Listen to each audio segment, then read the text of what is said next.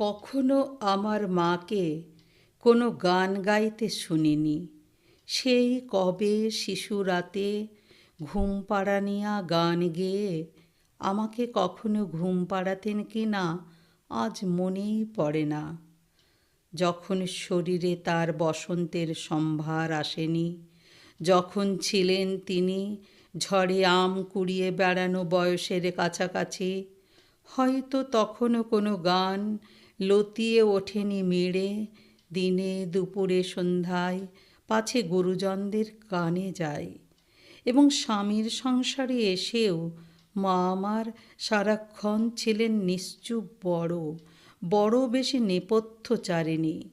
যতদূর জানা যায় টপ্পা কি খেয়াল তাকে করেনি দখল কোনো দিন।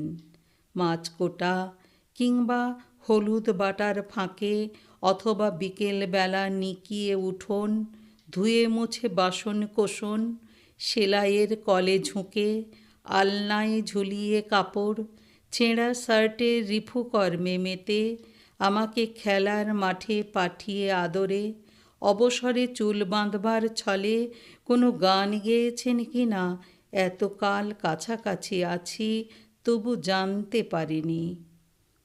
যেন তিনি সব গান দুঃখ জাগানিয়া কোনো কাঠের সিন্দুকে রেখেছেন বন্ধ করে আজীবন।